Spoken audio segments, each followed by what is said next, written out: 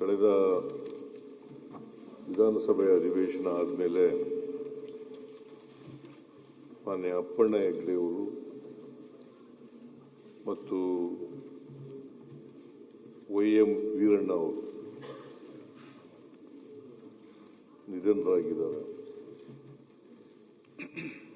ಅವರಿಗೆ ನೀವು ಒಂದು ಸಂತಾಪ ಸೂಚನೆಯನ್ನು ಮಂಡಿಸಿದ್ದೀರಿ. ಇದನ್ನು ಬೆಂಬಲಿಸಿ ಶ್ರೀ ಅಪ್ಪಣ್ಣ ಹೆಗ್ಡೆಯವರು ಮಾಜಿ ಸದಸ್ಯರಾಗಿದ್ದಂಥವರು. ಇವರು 83ರಲ್ಲಿ ನಾನು ಹೊಸದಾಗಿ MLA ಆದಂಥ ಸಂದರ್ಭ. ಆಗ ಬೈಂದೂರಿನಿಂದ ಗೆದ್ದು ಬಂದಿದ್ದರು. ಇವರು ಗ್ರಾಮ ಪಂಚಾಯಿತಿ ಸದಸ್ಯರಾಗಿ, ತಾಲೂಕು ಪಂಚಾಯಿತಿ ಸದಸ್ಯರಾಗಿ, ಜಿಲ್ಲಾ ಪಂಚಾಯಿತಿ ಸದಸ್ಯರಾಗಿ ಕೆಳ ಹಂತದಿಂದ ಬಂದಿದ್ದಂಥವರು.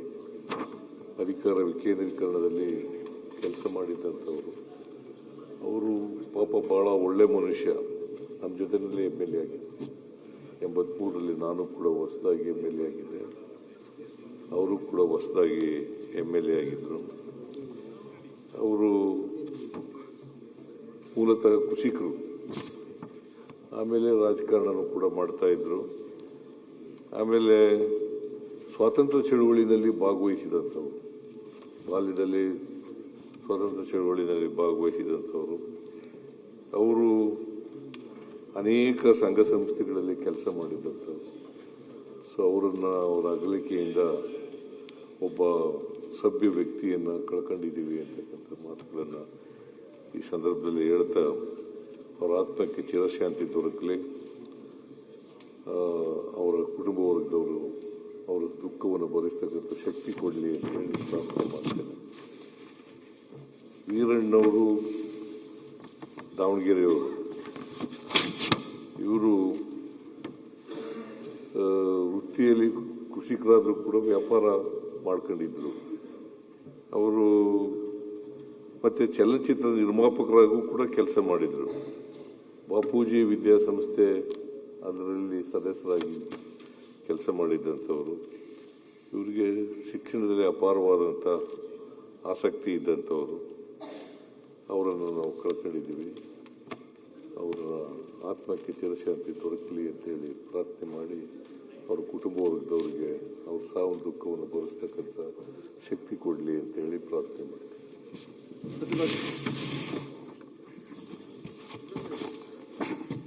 ಸನ್ಮಾನ್ಯ ಅಧ್ಯಕ್ಷರೇ, ತಾವು ತಂದಿರತಕ್ಕಂಥ ಈ ಸಂತಾಪ ಸೂಚನೆಗೆ ನನ್ನ ಬೆಂಬಲವನ್ನು ವ್ಯಕ್ತ ಮಾಡ್ತಾ ಇದ್ದೀನಿ.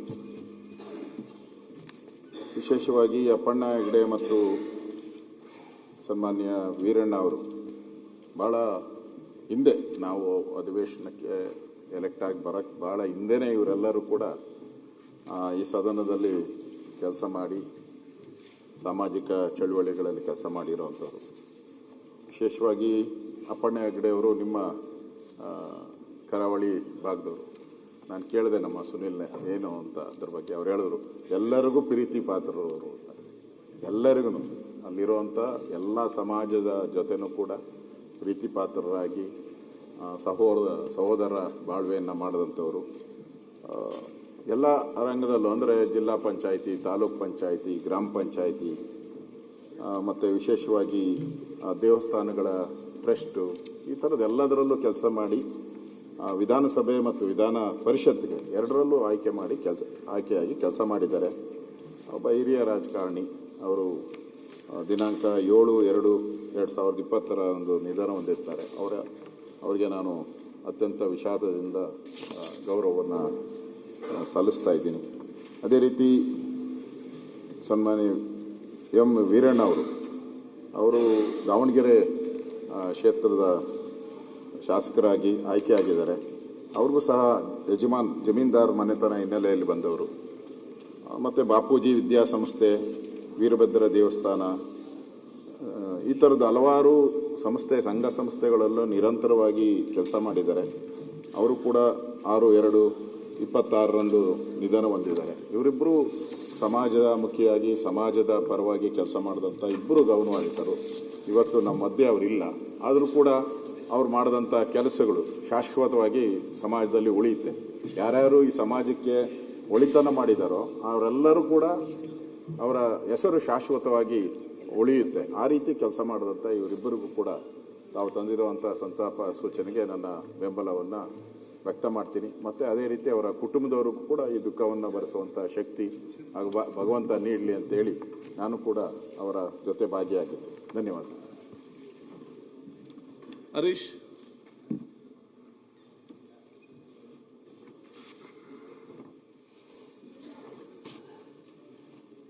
ಸಭಾಧ್ಯಕ್ಷರೇ, ಈ ದಿನ ತಾವು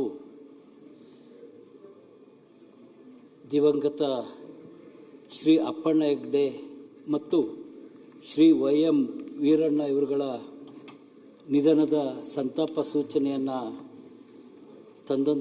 ಸದನಕ್ಕೆ ತಂದಂಥ ಈ ಸಂದರ್ಭದಲ್ಲಿ ಅಪ್ಪಣ್ಣ ಹೆಗ್ಡೆ ಅವರ ಬಗ್ಗೆ ಅಷ್ಟೊಂದು ಮಾಹಿತಿ ಇಲ್ಲ. ಆದರೆ ಸನ್ಮಾನ್ಯ ಶ್ರೀ ಯಜಮಾನ್ ಮೋತಿ ವೀರಣ್ಣ ವೈ.ಎಂ. ವೀರಣ್ಣನವರು 83ರಲ್ಲಿ ದಾವಣಗೆರೆ ನಗರಸಭಾ ಸದಸ್ಯರಾಗಿ ಸೇವೆಯನ್ನು ರಾಜಕೀಯ ಕ್ಷೇತ್ರದಲ್ಲಿ ಪ್ರಾರಂಭ ಮಾಡಿದಂಥವರು. 2 ಬಾರಿ ದಾವಣಗೆರೆ ನಗರಸಭಾ ಸದಸ್ಯರಾಗಿ ಇವರು ಸೇವೆಯನ್ನು ಮಾಡಿದರು. 83ರಲ್ಲಿ ನಾನು ಕೂಡ ದಾವಣಗೆರೆ ನಗರಸಭಾ ಸದಸ್ಯನಾಗಿದ್ದಂಥ ಸಂದರ್ಭದಲ್ಲಿ ಅವರೊಡನೆ 5 ವರ್ಷಗಳ ಕಾಲ ದಾವಣಗೆರೆಯ ಅಭಿವೃದ್ಧಿಯಲ್ಲಿ ಅವರ ಜೊತೆ ಕೈ ಜೋಡಿಸ್ತಕ್ಕಂಥದ್ದು ಈ ಸಂದರ್ಭದಲ್ಲಿ ಜ್ಞಾಪಕಕ್ಕೆ ಬರ್ತಾ ಇದೆ. ತಾವು ತಿಳಿಸಿರೋ ಹಾಗೆ 1988ರಲ್ಲಿ ದಾವಣಗೆರೆ ವಿಧಾನಸಭಾ ಕ್ಷೇತ್ರದಿಂದ ವಿಧಾನಸಭೆಗೆ ಆಯ್ಕೆ ಆಗಿದ್ದರು ಅಂತ ತಾವು ತಿಳಿಸಿದ್ದೀರಾ.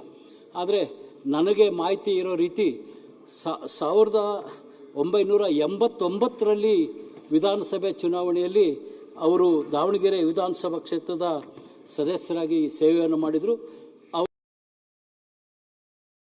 ನಿಷ್ಠಾವಂತ ಕಾರ್ಯಕರ್ತರಾಗಿ ಅವರು ಕ್ರಮೇಣ ವಿಧಾನಸಭಾ ಸದಸ್ಯರಾಗುವ ಒಂದು ಮಟ್ಟಕ್ಕೆ ಬಂದರು. ಅವರಿಂದ ದಾವಣಗೆರೆಯ ಅನೇಕ ಅಭಿವೃದ್ಧಿ ಕಾರ್ಯಗಳು ಕೂಡ ನಡೆದಂಥ ಈ ಸಂದರ್ಭದಲ್ಲಿ ದಾವಣಗೆರೆ ಸದಾ ಯಜಮಾನ್ ಮೋತಿ ವೀರಣ್ಣ ಸ್ಮರಿಸ್ತದೆ ಅಂತಕ್ಕಂಥ ಮಾತನಾಡ್ತಾ ಇವತ್ತು ಅವರನ್ನು ನಾವು ಕಳೆದುಕೊಂಡಿದ್ದೀವಿ.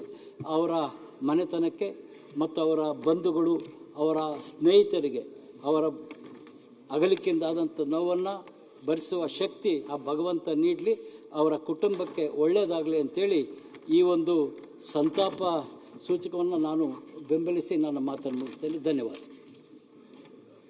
ಕೊಡುಗೆ ಮತ್ತು ನಿರ್ಭೀತ, ನಿಷ್ಪಕ್ಷಪಾತ, ವಿಶ್ವಾಸಾರ್ಹ ಸುದ್ದಿಗಳಿಗೆ ಮತ್ತೊಂದು ಹೆಸರಾಗಿರುವ News18 ಕನ್ನಡ ಈಗ ಆಪ್ನಲ್ಲೂ ಲಭ್ಯವಿದೆ.